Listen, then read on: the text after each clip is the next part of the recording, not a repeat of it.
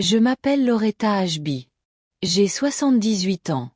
J'ai été une épouse, une belle-mère, une secrétaire d'église, une jardinière, une tricoteuse de trop d'écharpes, et autrefois une femme qui croyait que l'amour pouvait durer toute une vie. Je vis dans une petite ville à l'extérieur d'Asheville, en Caroline du Nord. Une maison tranquille nichée sous des pins, au bout d'une route que les gens oublient. Avant, j'appelais ça notre maison. Aujourd'hui, je ne sais plus comment l'appeler. C'est le 24 décembre que j'ai compris que j'avais été effacée.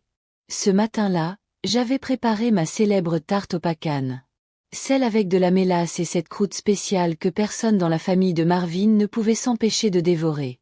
Je portais mon cardigan vert réservé aux fêtes avec des boutons en forme de feuilles de houx. J'avais même emballé les cadeaux moi-même, du papier brun simple et des rubans dorés. Mais la voiture n'est jamais venue. Je suis restée à la fenêtre pendant des heures. Le soleil s'est couché derrière les arbres. La tarte a refroidi, intacte. Les cadeaux enrubannés reposaient seuls sous un sapin qui clignotait pour personne. À 19h43, j'ai appelé mon mari. « Où es-tu » ai-je demandé. J'ai entendu le bruit de verre qui s'entrechoquait, des rires, et cette vieille chanson de Noël de Bing Crosby en fond sonore. « Oh » a dit Marvin, hésitant. « Loretta, Clara ne t'a pas dit ? C'est juste une petite chose chez elle cette année. Très intime. Sa belle-mère est en ville. Tu comprends, non ?» Je suis restée figée, le combiné dans la main, incapable de parler. J'ai simplement débranché les lumières de Noël. J'ai éteint le sapin. Le silence de la maison m'a enveloppée comme un manteau trop lourd. Ce soir-là, je n'ai pas pleuré. Je me suis assise à la table de la cuisine, j'ai regardé la chaise vide en face de moi, et j'ai pris une décision. Il pensait pouvoir m'oublier. Il n'avait aucune idée de ce que j'avais construit, ni de ce que j'étais capable de reprendre. Suspense. Parce que ce que Marvin et ses enfants ignoraient, c'est que la maison dans laquelle ils vivaient, le fonds fiduciaire dont ils profitaient, et les terres qu'ils appelaient « à eux », ne leur appartenaient pas du tout. Mais j'allais leur rappeler, calmement, méthodiquement. Il y a quelque chose que la plupart des gens ignorent à mon sujet. Avant d'épouser Marvin Ashby, j'étais Loretta Jean Mitchell. Élevée dans la rudesse, forgée par les épreuves, endurcie par la vie. Mon père était un vétéran de la Seconde Guerre mondiale, menuisier silencieux. Ma mère nettoyait des maisons jusqu'à ce que ses genoux la trahissent. On n'avait pas grand-chose, mais on avait assez. Et surtout, on avait notre fierté. J'avais 39 ans quand j'ai rencontré Marvin. Veuf avec 2 enfants adultes et une manière de boire son café comme du bourbon lentement et profondément. Je n'avais pas d'enfant. Mon premier mari, que Dieu ait son âme, m'avait laissé avec une petite assurance vie et un cœur resté trop longtemps silencieux. Marvin et moi nous sommes mariés au printemps 1986, sous un cornouiller sur mes terres. 10 acres hérités de mes parents. J'avais fait construire la maison et c'est moi qui avais tout choisi. Le parquet, la véranda, les lilas près de la boîte aux lettres. Tout était à moi.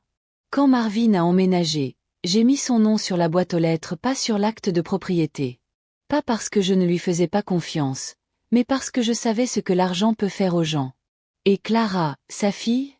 Elle a toujours tendu l'oreille quand l'argent parlait. Clara ne m'a jamais accepté. Elle était polie, oui. Mais derrière son sourire se cachait un couteau. Elle m'appelait encore « la nouvelle femme de papa », même après 20 ans. À Noël, elle remerciait Marvin pour des cadeaux que j'avais achetés. Elle nous invitait au brunch mais ne me prenait jamais dans ses bras. J'ai fait avec. Du moins, je croyais. Mais avec le temps, Marvin s'est mis à se faire petit. Il hochait la tête à tout ce que Clara proposait. Il ne me défendait plus devant elle. Et puis il a cessé de m'inclure dans leurs projets. Et moi, je continuais à cuisiner, à décorer, à accueillir. Je me disais que l'amour, c'était de l'action, pas de l'attention. Puis les exclusions sont devenues habituelles. Les anniversaires? Zappé. Les remises de diplômes? Trop de monde. Les repas du dimanche? Juste une petite réunion. Et pendant tout ce temps, Marvin restait silencieux. Vraiment silencieux. Un jour, j'ai vu une photo de groupe sur Facebook. Clara, ses fils, Marvin, les beaux-parents de Clara. Tout le monde souriait sous une banderole, la famille d'abord. J'étais absente. Je n'avais même pas été invitée. Alors j'ai pris la boîte marquée Impôt 1990-2000 dans le garage. J'y ai retrouvé tous les documents. L'acte de propriété à mon seul nom. Le fonds fiduciaire d'urgence financé par la vente des propriétés de mon défunt mari. Le titre des 10 acres, toujours intact, toujours à moi. Marvin avait toujours supposé que tout était commun. Mais quand on épouse une femme et qu'on emménage dans son monde sans jamais demander comment il a été bâti, on ne sait rien. Et il ne savait rien. Parce qu'il n'a jamais demandé. J'ai appelé une avocate. Brielle James. Une jeune femme aux rouges à lèvres audacieux qui ne parlait que pour dire l'essentiel. Je ne suis pas là pour me venger, je lui ai dit. Je suis là pour reprendre le contrôle. Elle a feuilleté mes papiers, s'est penchée en arrière, et a souri. Vous êtes l'architecte, elle m'a dit. Ils sont juste les locataires. Nous avons rédigé de nouveaux documents ce jour-là. Un testament mis à jour, supprimant Marvin et Clara comme bénéficiaires. Une fiducie pour les femmes de plus de 65 ans qui ont été effacées émotionnellement. Une donation silencieuse d'une partie de mes terres à un jardin communautaire que j'ai toujours soutenu, à mon nom. Tout légal. Tout discret. Puis j'ai appelé ma nièce Vivian. 45 ans, mère célibataire de 2 enfants, bibliothécaire. Toujours traitée comme une reine par elle. Tante Loretta, elle a dit, ça va? Ça ira, j'ai répondu. Tu peux venir quelques jours. Elle est arrivée 2 jours plus tard. Et avec ses filles, la maison s'est remplie de rires et d'odeurs de brioche à la cannelle. Le son des enfants courant sur mon parquet? C'était comme des cloches d'église. Marvin est rentré 3 jours plus tard, après le brunch post-Noël de Clara. Il s'est arrêté à l'entrée, sentant la présence de vraies familles. Qui est là? A-t-il demandé. La famille, ai-je dit. Puis je lui ai tendu une enveloppe rembourrée avec mes nouvelles directives. Il n'a rien dit.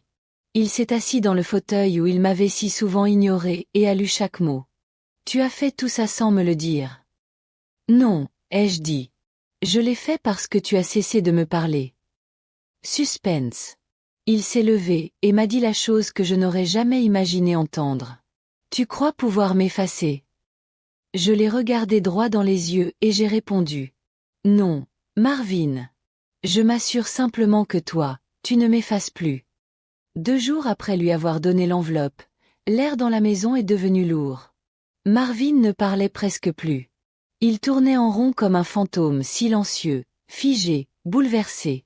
Comme s'il essayait encore de comprendre comment moi, Loretta, la femme qui avait plié ses chaussettes et préparé son café pendant 35 ans, pouvait soudain devenir puissante. Je ne criais pas. Je ne claquais pas de porte. Je n'étais juste plus disposée à faire semblant de ne pas remarquer ma propre disparition dans sa vie. Mais Clara? Elle n'était pas silencieuse. Le téléphone a sonné le lendemain matin. Pas besoin d'identification pour savoir qui c'était. Qu'est-ce que tu cherches à faire, Loretta? Sa voix était sèche, tendue, pleine d'un mépris enrubanné de privilèges. Clara, je crois que tu le sais très bien. Mon père est dévasté. Ton père m'a laissé passer Noël seul pendant que vous passiez les plats avec des inconnus. C'était la famille. Et moi, je suis quoi, Clara? Une invitée qui a dépassé sa date d'expiration? Elle a marqué un silence. Et dans ce silence, j'ai entendu la vérité. Je m'occupe de lui depuis bien avant que tu arrives, dit-elle. Tu crois pouvoir tout réécrire? Je ne réécris rien, ai-je dit calmement. Je rectifie. Elle a raccroché. 3 heures plus tard, Marvin a quitté la maison. Sans au revoir. Sans explication. Juste le bruit du gravier sous ses pneus. Vivian m'a trouvé sur le porche, regardant les pins onduler dans la brise. Tante Loretta, a-t-elle dit doucement, tu vas bien? Je crois, ai-je répondu. Mais quelque chose se prépare. Je le sens. C'est arrivé le lendemain matin. Une enveloppe manille a été glissée sous la porte sans timbre, sans adresse de retour. À l'intérieur, un échange d'emails imprimés entre Marvin et Clara. Je ne sais pas qui me l'a envoyé. Peut-être quelqu'un avec une conscience. Peut-être une erreur. Mais c'était suffisant. Clara y avait écrit. Tu dois la faire signer pour la propriété avant qu'elle devienne trop maligne. Sinon, il faudra envisager de la placer quelque part. N'attends pas trop. Tu es toujours son mari. Utilise ça. Et Marvin avait répondu. Je lui parlerai après Noël. Elle est vieille, elle ne se battra pas. Restons calmes. Mes mains tremblaient. Pas de peur, de rage. Une rage tranquille et brûlante qui m'a poussé à aller tout droit au garage pour reprendre cette boîte marquée. Impôts et documents 1990-2000. C'est là que je gardais les originaux. Ceux qui ne savaient pas que j'avais actes, relevés signés, lettres, et oui, des lettres de Marvin, écrites quand il essayait encore de me séduire. Une en particulier m'a frappée. Datée de mai 1990, écrite de sa main. Loretta, je ne veux rien d'autre que toi. Je ne te demanderai jamais tes terres, ta maison, ton argent. Juste ta main. J'ai fait des copies de tout. Puis j'ai appelé Brielle, mon avocate. Je crois qu'il est temps d'arrêter de me taire, lui ai-je dit. Elle était d'accord. Cette semaine-là, nous avons déposé un affidavit confirmant la propriété, rédigé un avis de changement de bénéficiaire, et déposé une injonction interdisant tout transfert d'actifs sans mon consentement. Pendant ce temps, Marvin est resté absent. Je suppose qu'il était chez Clara, à inventer de nouveaux récits, peut-être à répéter son prochain coup. Mais la prochaine action venait de moi. J'ai changé les serrures. J'ai emballé ses affaires. Et j'ai appelé un serrurier pour renforcer les portes avant et arrière. Ce n'était pas seulement une question de sécurité. C'était une question de limite. Vivian m'a observé en silence pendant que j'emballais les chapeaux de pêche de Marvin et ses albums photos.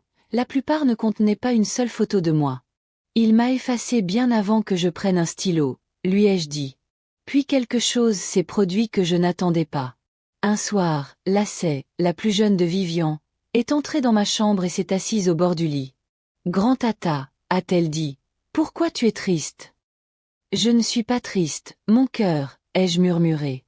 Je me souviens juste de toutes les fois où j'ai laissé les autres m'oublier. Elle a réfléchi un instant, puis a dit. Alors moi, je vais te retenir.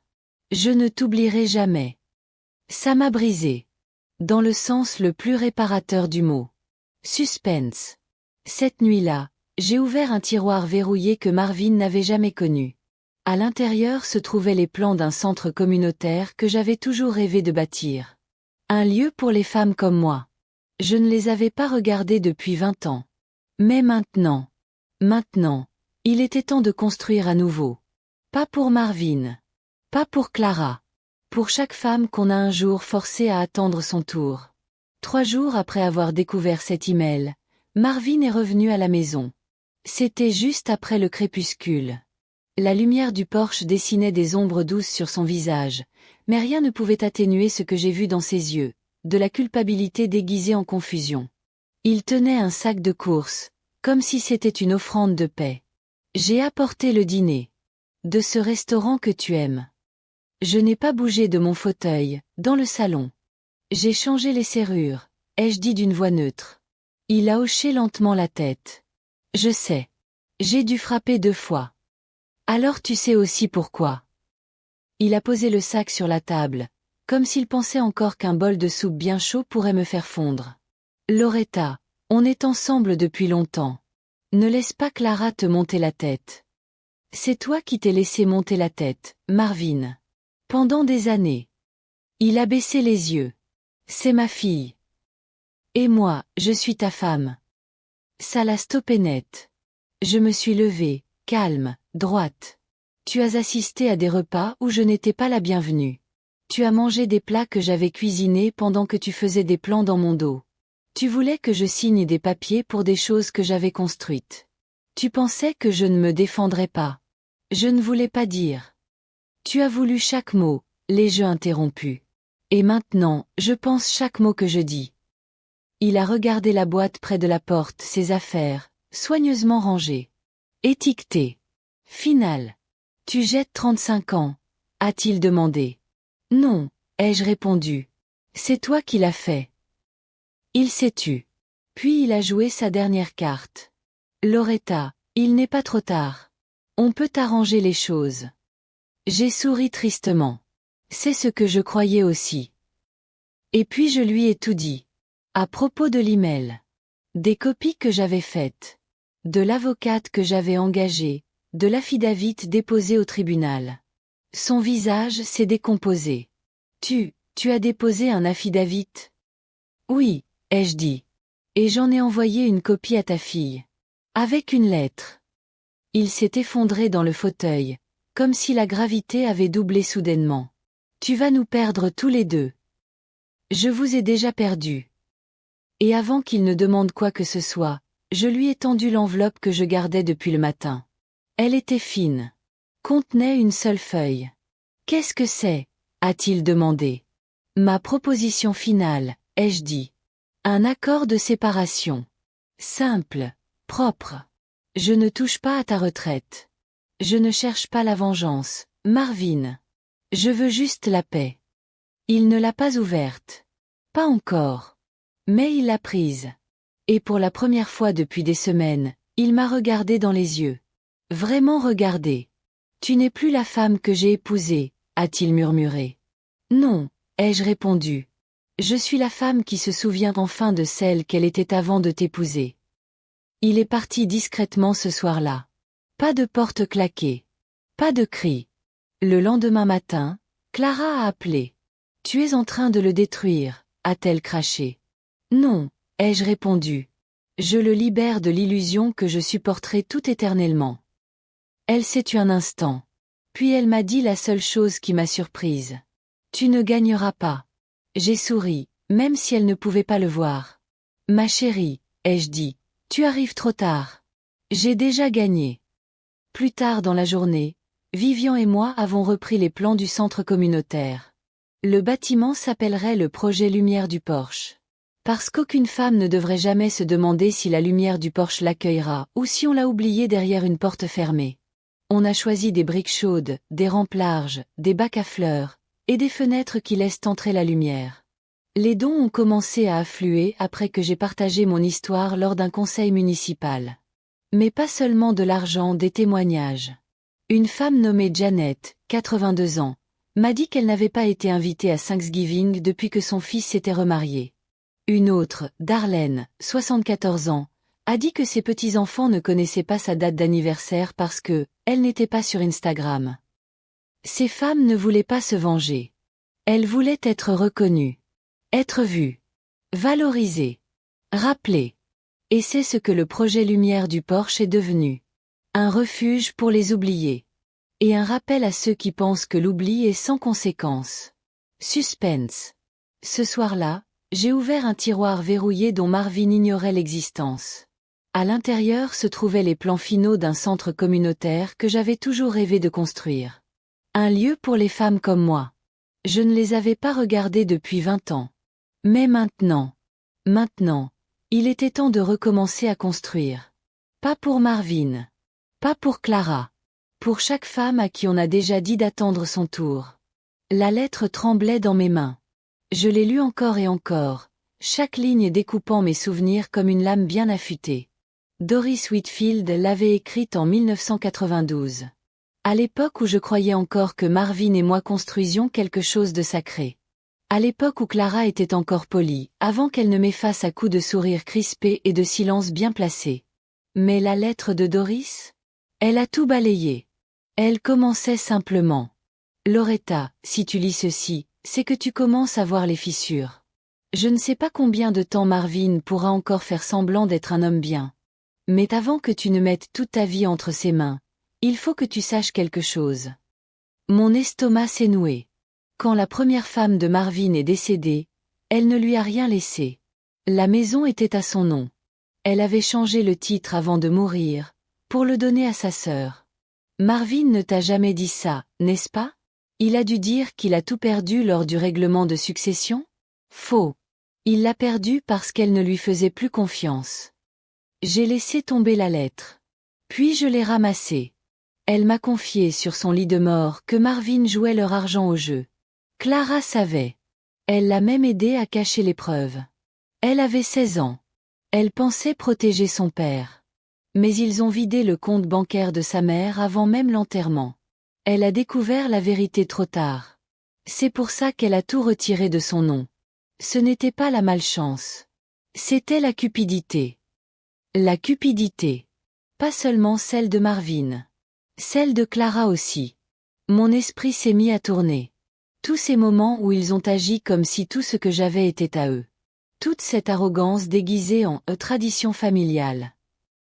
Cette pression subtile pour signer, fusionner, simplifier nos avoirs. Ils m'encerclaient depuis des années. Et j'ai failli leur laisser le champ libre. Le lendemain matin, j'ai agi. Vivian m'a accompagné au tribunal. J'ai remis la lettre de Doris, ainsi qu'une déclaration notariée de mon avocate confirmant sa pertinence.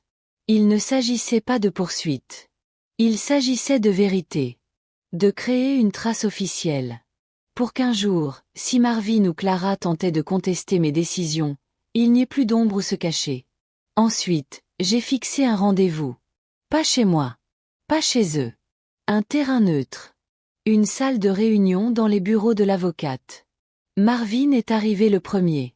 Costume gris, très fatigué, épaules voûtées. Il avait l'air d'un homme sur qui le poids du mensonge venait enfin de s'abattre. Clara est arrivée quelques minutes plus tard.